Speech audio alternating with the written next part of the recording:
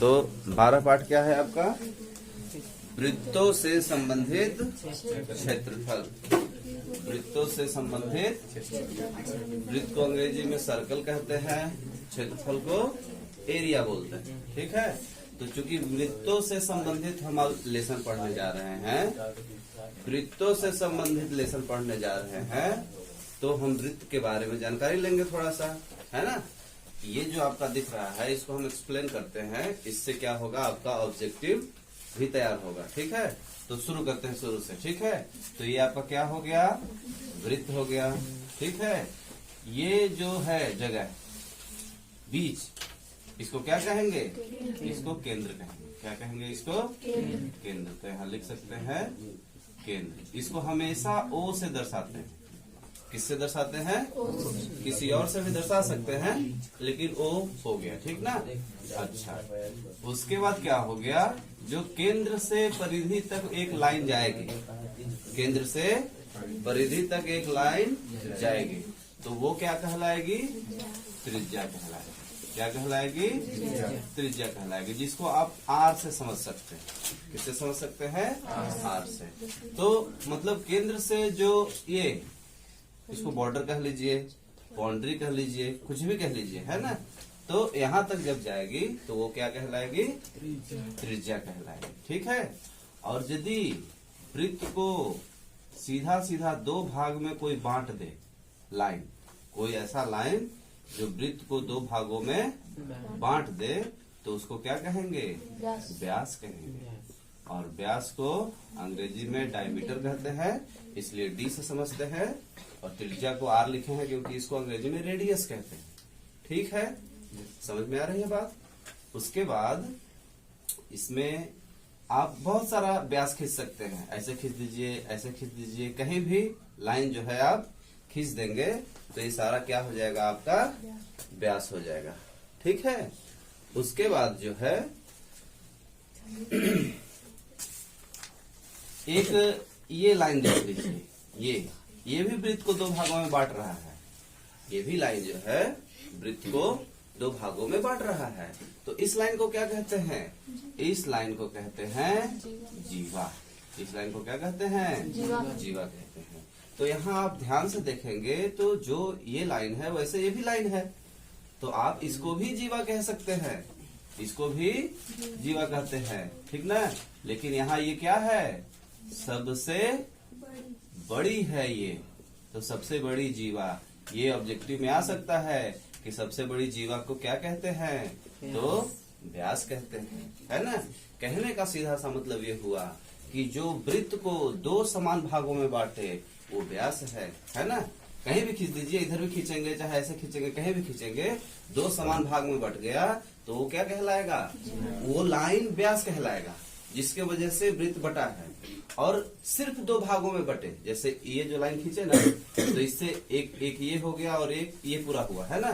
तो ये भी दो भाग में बटा है वृत्त, तो सिर्फ जब दो भाग में बटेगा तो उस लाइन को क्या कहेंगे, जीवा कहेंगे।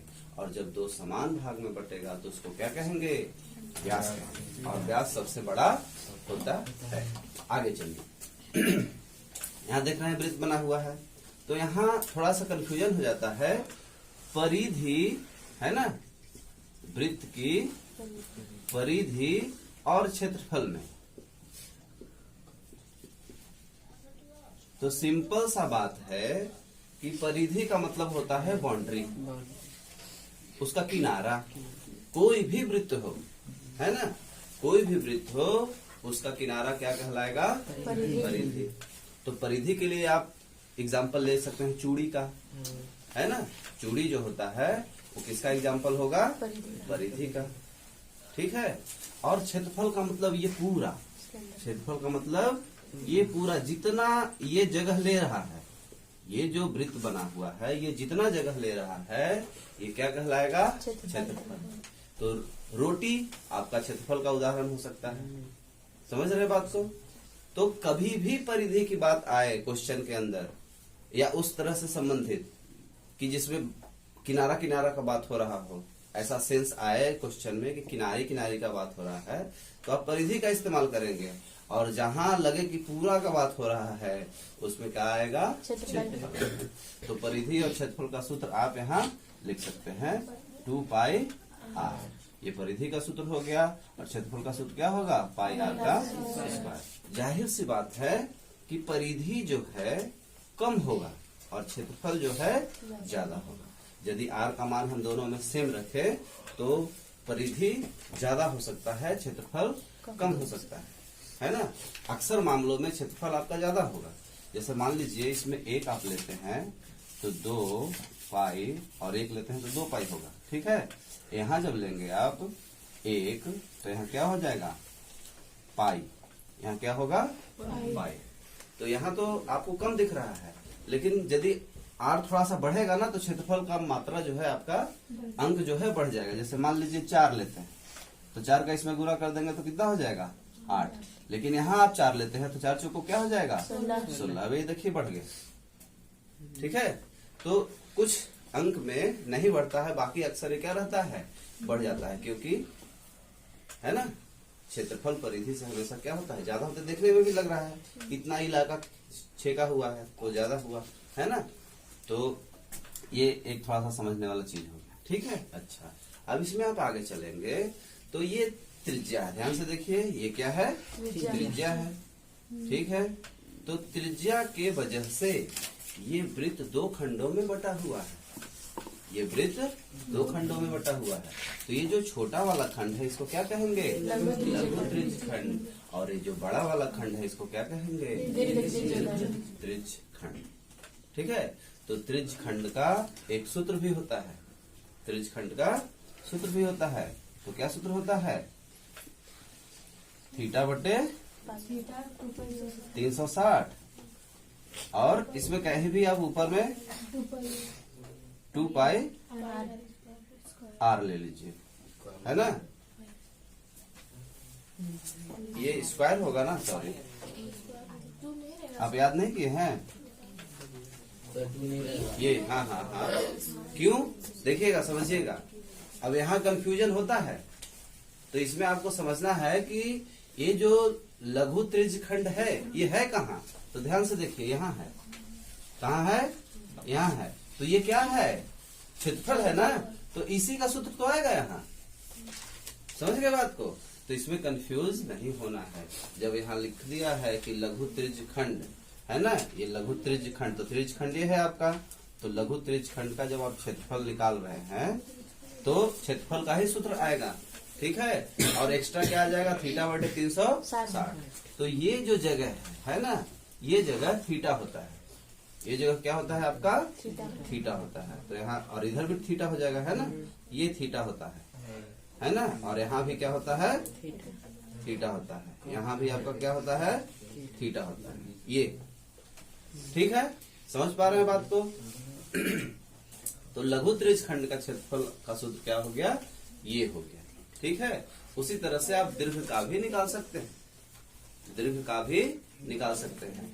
दीर्घ का निकालने का बहुत सिंपल सा तरीका ये है कि पूरा क्षेत्रफल जो होता है, इस वृत्त का पूरा क्षेत्रफल का सूत्र क्या होगा, पाई आर का स्क्वायर। इसमें से इसको माइनस कर देंगे, इसका जो आंसर आएगा ना तो उसको क्या कर देंगे, इसमें माइनस कर देंगे।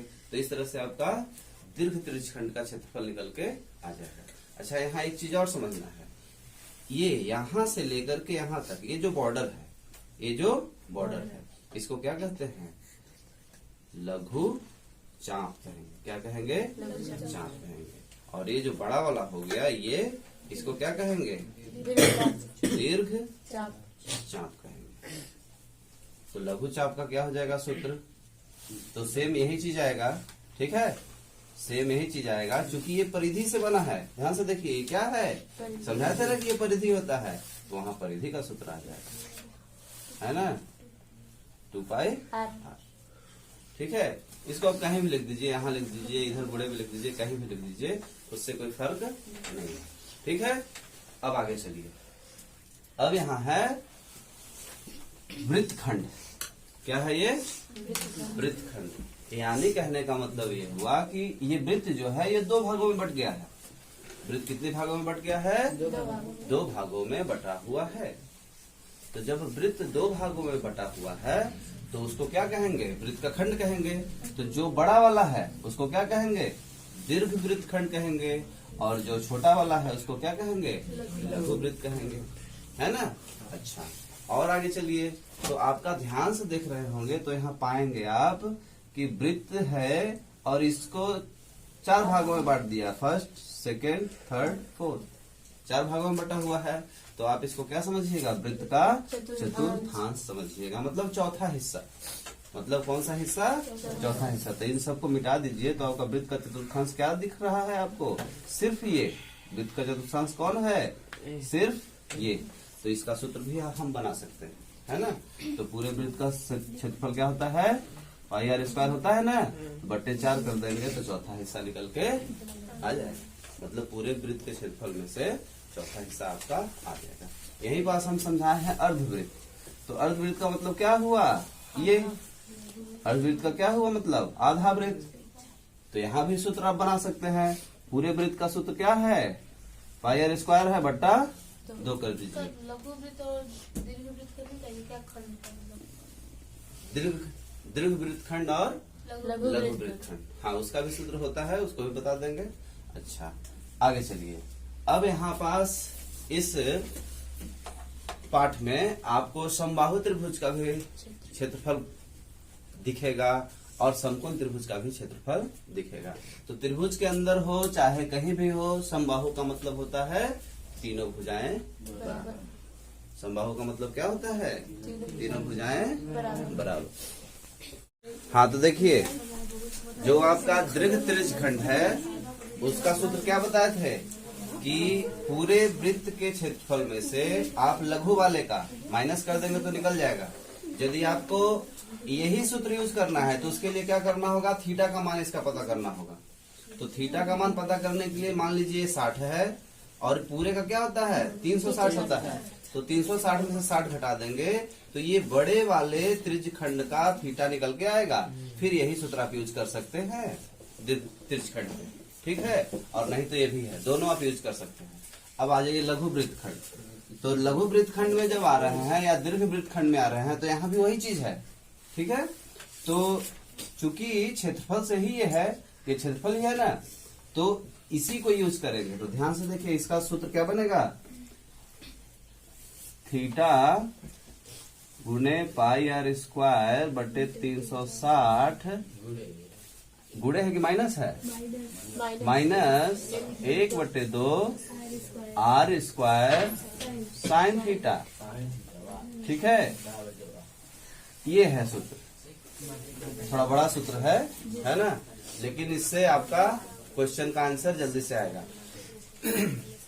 अब दीर्घ वाले की बात आ गई तो वही बात है, पूरे वृत्त का क्षेत्रफल आप निकाल लेंगे और फिर यदि ये आपको आ गया है तो उसमें इसको क्या कर देंगे? घटा देंगे। पूरे वृत्त में से इसको घटा देंगे तो बड़े वाले का निकल के आ जाएगा, ठीक है। चलिए, अब एक और इसमें आता है समबाहु त्रिभुज का क्षेत्रफल। इस पाठ में समबाहु त्रिभुज का क्षेत्रफल आएगा। तो इसका सूत्र क्या होता है? √3/4 a का स्क्वायर। a मतलब भुजा। और उसी तरह से समकोण भी बनता है इसमें। तो समकोण का क्या सूत्र हो जाएगा? 1/2 आधार गुणे ऊंचाई। तो यहाँ यदि नाम लिखा हुआ है तो आप नाम से समझ सकते हैं। आधार क्या हो जाएगा? OA हो जाएगा और ऊंचाई क्या हो जाएगा? OB हो जाएगा, ठीक है। उल्टा भी कर सकते हैं, कोई दिक्कत नहीं है। तो इस पाठ में लगभग इतने सूत्र हैं।